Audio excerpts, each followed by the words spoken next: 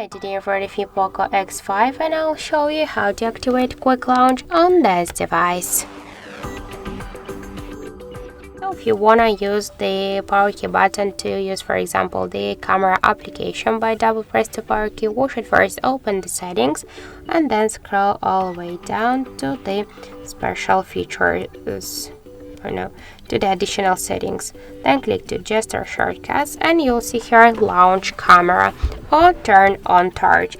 For example, let's use camera application by double press the power key. So here we should enter the double press power button. Let's just press it twice and now we can see that the camera application successfully activated.